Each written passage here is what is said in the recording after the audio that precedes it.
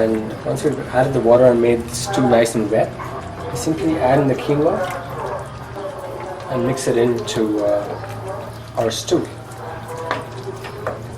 Quinoa can be obtained at any health food store. It also goes sometimes under the name of amaranth. And with this, our preparation is basically finished. We turn off the flame and cover it and let it sit, and the quinoa cooks in the heat of the vessel. If you notice, we added just a little bit of salt in the beginning because different people here have different tastes for salt. So salt can always be added at the end. It's always better to put less salt than more. And in about 10 minutes, the quinoa will be done and this will be ready to serve. Hare Krishna.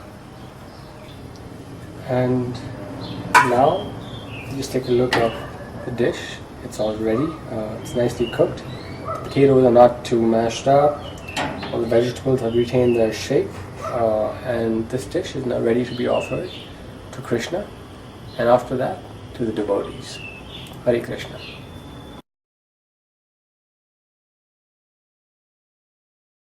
And also, what we're going to eat today is Acelga. And Acelga was Lord Chaitanya's favourite dish. So what we do with the Acelga, we bring it to the sink, we fill the sink with water, and all bits of dust and bits of stones will fall off the Acelga and sit at the bottom of the sink, so the Acelga will be nice and clean for preparing. It's also called chard. So we just shake the Acelga to loosen up any grain, any bits of dust or stones, because you don't want to bite into the nice Acelga and have a cracking tooth. The great thing about Acelga is it's so simple and so nice that you don't need very little ingredients. A little bit of salt and a tiny bit of hing, and the Acelga does all the magic for you. Really good.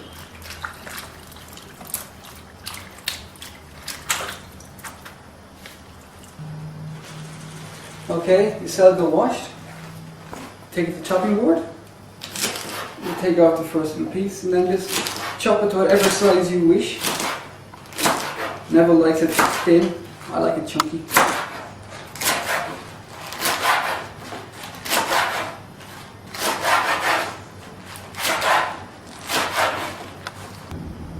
Hare Krishna. So over at the cooker, we have a pot, a little bit of salt, just a sprinkle in, not too much, up to yourself. Some hing. Don't tell Uddhava, he doesn't like hing too much. So we just pinch a little bit of hing into it, not a lot. Simplicity is the trick to this dish. And a little bit of water as well. Not too much either, because there's a lot of moisture in the leaves, and when it cooks down, the moisture will be released. It'll be very nice. So there we go.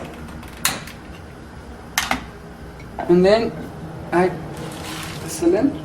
So add the Acelga to the pot, and in maybe 2 or 3 minutes this will reduce down, and you can add more to it and more to it, and keep adding until you have enough, as much as you want. Okay, so it's been cooking for a few minutes, and as you can see, it's gone down a little bit. So we just add a little bit more. Just keep an eye on it. It just keeps going further and further down, and you just keep adding a bit more and a bit more until it's all gone and nicely cooked down.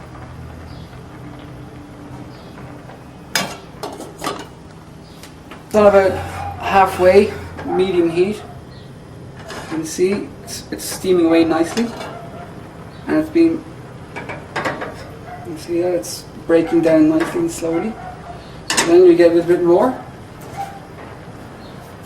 put it back on top, and same again, cover it over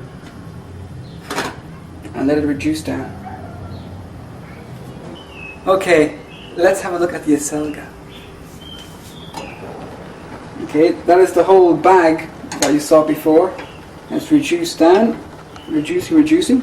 So we put in 2 tomatoes just on top.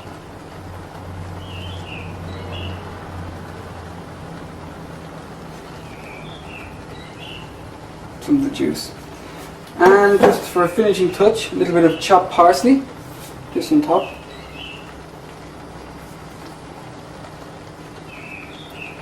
Okay.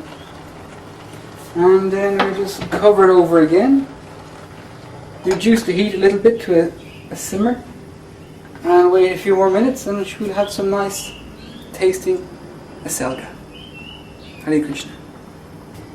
Okay, a few minutes have gone by, and as you can see, tomatoes are nicely broken down. It's bubbling away nicely. Everything seems to be doing what it should be doing. So maybe a few more minutes, and this should be ready to offer to Krishna and serve to the devotees. Hare Krishna.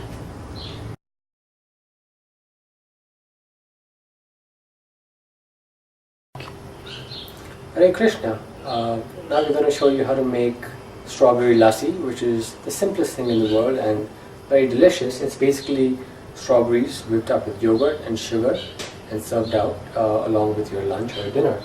So you see here I have about a pound of strawberries, and I'm simply chopping them up and putting them into a blender. If you have one of those really large blenders, you don't even need to chop them up. Just get the leaves off.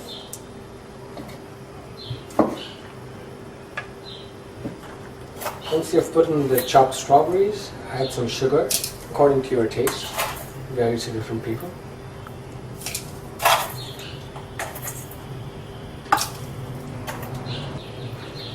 We add some freshly homemade yogurt.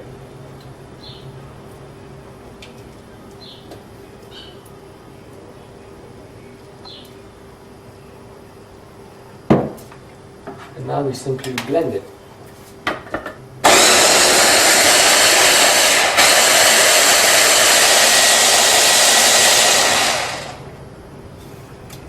And that is pretty much it. Your strawberry lassi is ready. You can pour it into a jar.